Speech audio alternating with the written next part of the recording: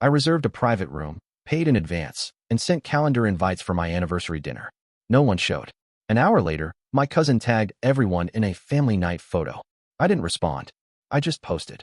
Reminder, I'm the one who pays mom's utilities and dad's phone bill. The next morning, I canceled every automatic payment. That afternoon, my phone blew up with calls from family. I didn't answer.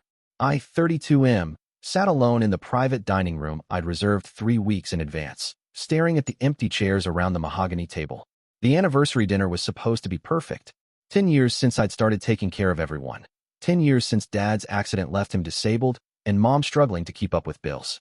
10 years of being the family's financial backbone, and I thought they'd want to celebrate that milestone with me.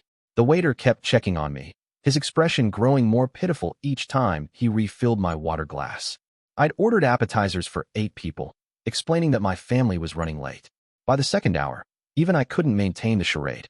The humiliation burned in my chest as I paid the bill for food nobody ate, adding a generous tip because the staff had been so kind about the situation.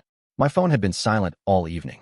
No apologetic texts, no last-minute emergencies, nothing. I'd sent calendar invites 2 weeks ago with all the details. Everyone had marked themselves as attending. My parents, my 2 siblings, my cousin and his wife, even my aunt who usually complained about driving anywhere after dark. 8 people who had collectively said yes to celebrating this anniversary with me. The drive home felt endless. I kept checking my phone at red lights, expecting some explanation, some family emergency that would make this all make sense. Instead, I found something much worse. My cousin had tagged everyone in a Facebook photo taken at the local sports bar.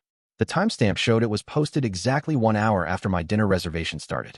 There they all were, laughing and raising drinks and a toast. The caption read, "Spontaneous family night. Love these people." Every single person who was supposed to be sitting across from me at that restaurant was crammed into a booth, looking happier than I'd seen them in months. My mom had her arm around my sister. Dad was making faces at the camera. Everyone looked so carefree, so genuinely joyful. I sat in my car outside my apartment complex, staring at that photo until my eyes burned. They hadn't forgotten about dinner. They'd chosen not to come, chosen to spend the evening together without me, while I sat alone like an idiot in a room designed for celebration. The realization hit me like a physical blow. This wasn't an oversight or poor planning. This was deliberate. They'd made plans without me, on the exact night they knew I'd be waiting for them. The same people I'd been supporting financially for a decade had collectively decided I wasn't worth 2 hours of their time. I went upstairs and opened my laptop, fingers trembling with a rage I'd never felt before. The Facebook post was still there, collecting likes and heart emojis from extended family members. People were commenting about how wonderful it looked, asking if they could join next time. My absence wasn't even mentioned. I started typing a response, deleted it, started again. Finally, I settled on something simple and factual. Reminder, I'm the one who pays mom's utilities and dad's phone bill. I hit enter before I could second-guess myself. The response was immediate. Within minutes, my cousin had deleted his post entirely. My phone started buzzing with private messages, but I turned it face down on the nightstand. I wasn't ready to hear their explanations or excuses. Not yet. I spent most of the night awake, scrolling through my banking app and looking at the automatic payments I'd set up over the years. Mom's electricity bill, $180 monthly. Dad's phone plan, $95. My sister's car insurance, $240. My brother's student loan payments, $350. Even my aunt's prescription copays, $85. The list went on, a digital paper trail of my family's dependence on me. When morning came, I felt eerily calm. The rage had crystallized into something colder, more purposeful. I made coffee and opened my laptop, methodically going through each automatic payment and canceling it. Every single one. 10 years of financial support, gone with a few mouse clicks. The pharmacy copays were first to be noticed. My aunt called around noon, confused about why her prescription payment had been declined. I let it go to voicemail. Then Dad's phone service got suspended around 2 p.m. Mom's electricity bill bounced that afternoon, triggering an automated warning about service disconnection. By 4 p.m., my phone was ringing constantly. Text messages flooded in, each more frantic than the last. My mom was asking what happened to the utility payment. Dad wanted to know why his phone wasn't working. My sister demanded to know why her insurance had been canceled. Everyone suddenly remembered I existed. I didn't answer a single call. The next day brought a parade of family members to my apartment. First my mom, looking harried and clutching a past-due notice from the electric company. She knocked for 20 minutes, calling my name through the door, explaining that there must be some mistake with the automated payment system. I watched through the peephole as she finally gave up and left. My brother came by that evening with takeout, as if food would somehow fix what they'd broken. He sat in his car for over an hour, occasionally honking and yelling my name. I kept my blinds closed and my music loud enough to drown out his voice. The third day, my cousin showed up with my sister. They'd clearly coordinated their approach, probably hoping that numbers would accomplish what individual visits hadn't. They took turns knocking, their voices getting more desperate as they realized I wasn't going to open the door. Eventually, I heard my sister crying on the other side, asking why I was doing this to the family. That's when I finally opened the door.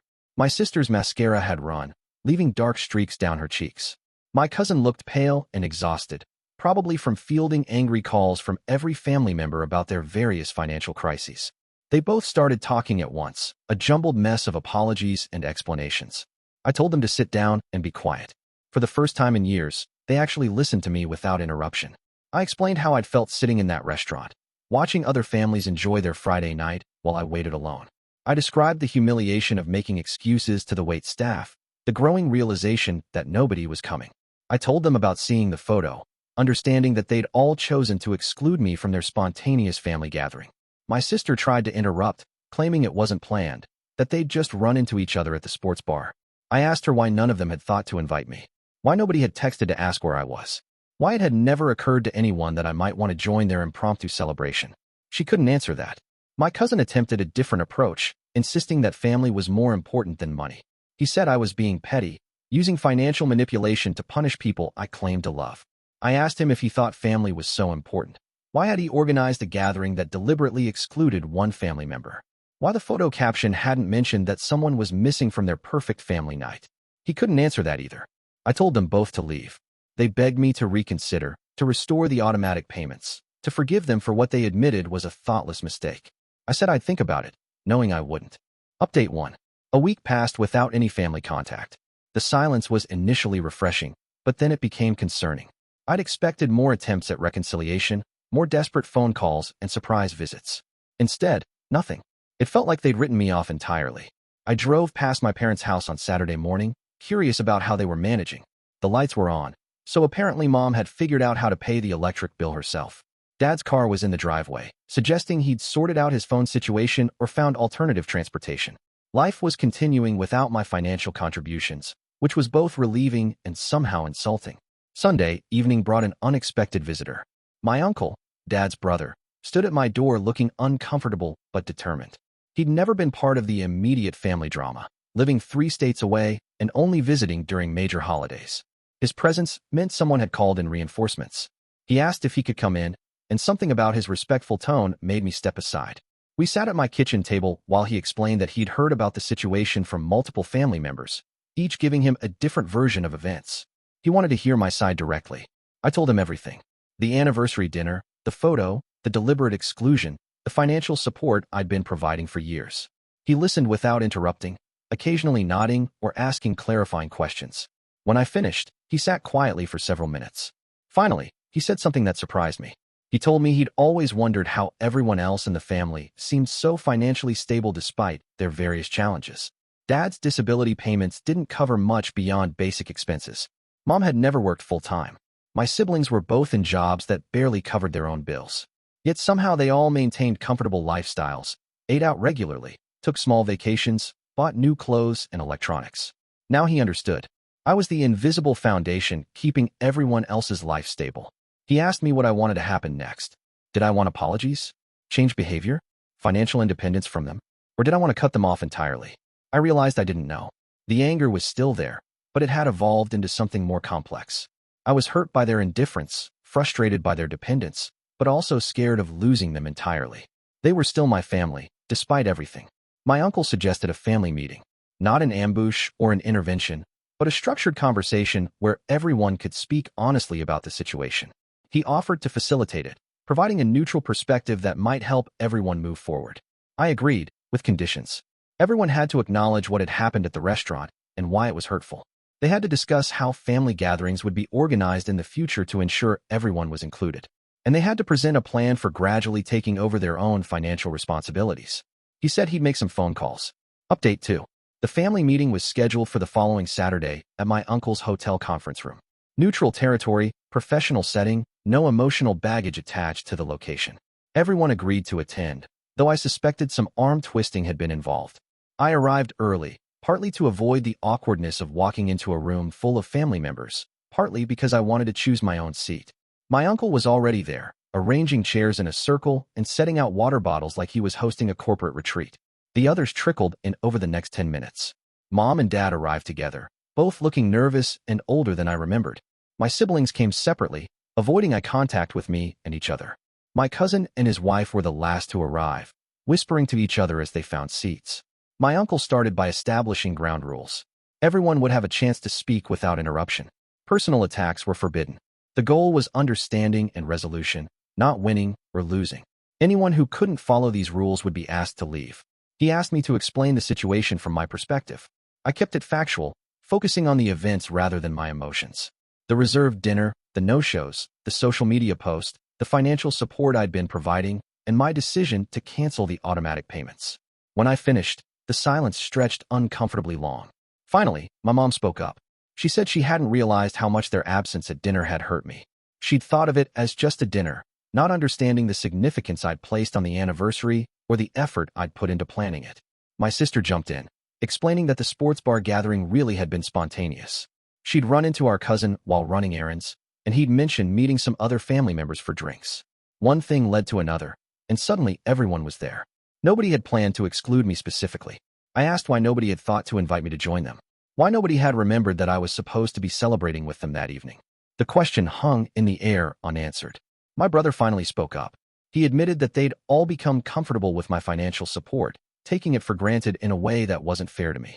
He said they'd never discussed it openly, never acknowledged how much I was contributing to everyone's quality of life. It had just become background reality, like electricity or running water. Dad's voice was shaky when he told me he was ashamed, not just of missing dinner, but of letting me carry financial burdens that should have been shared or handled independently. He said his pride had prevented him from discussing money directly, but his silence had led to an unhealthy dynamic. My cousin apologized for the social media post and for deleting it after my comment. He said he hadn't thought about how the photo would look to someone who'd been excluded, and removing it had been a panic response rather than genuine remorse. The conversation continued for over 2 hours. Everyone acknowledged their part in creating the situation.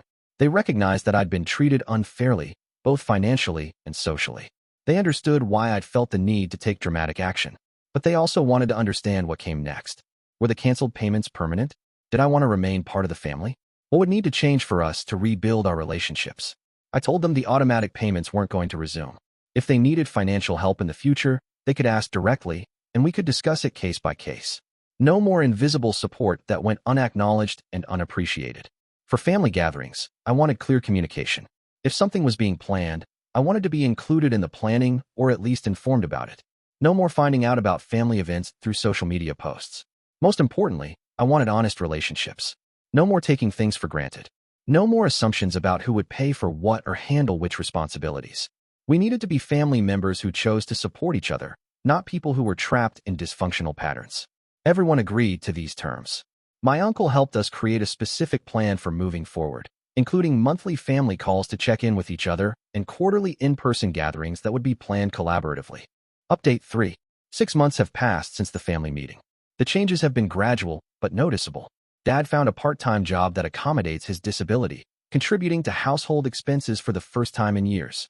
Mom started a small online business selling crafts, generating modest but steady income. My siblings have both taken on additional responsibilities, with my sister picking up some of Dad's medical appointment transportation and my brother helping with household repairs and maintenance. The financial requests haven't stopped entirely, but they're handled differently now. When Mom's water heater broke last month, she called to ask if I could help with the replacement cost. We discussed it openly, agreed on a partial contribution from me, and set up a payment plan for her portion. When Dad needed a new hearing aid, he researched options first and presented me with a specific request rather than expecting me to handle the entire situation. Family gatherings have improved significantly. We now have a group chat where events are planned collaboratively. Everyone contributes ideas, and nobody gets left out of the loop. The gatherings themselves feel more balanced, with different people hosting and various family members contributing food, activities, or organization. The relationship repairs have been slower and more complex. Trust doesn't rebuild overnight, and there are still moments of tension. Sometimes I catch myself wondering if people are being nice because they might need financial help later. Sometimes they seem to walk on eggshells around me, worried about saying the wrong thing. But there have been genuine improvements too. My mom calls just to chat now, not only when she needs something. My siblings include me in casual plans, like meeting for coffee or going to movies.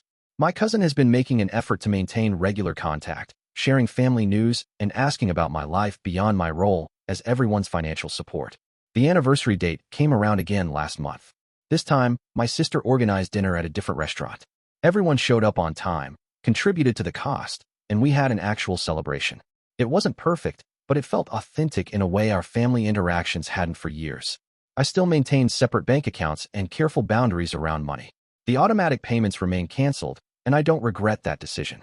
But I've learned that cutting people off entirely isn't the only way to demand respect and change unhealthy patterns. Sometimes the nuclear option is necessary to get everyone's attention. Sometimes you have to be willing to lose relationships in order to save them. The family I have now is smaller and more complicated than what I had before, but it's also more honest and sustainable. I'm still the person they call when there's a real emergency, but I'm also someone they call just to say hello. That balance makes all the difference.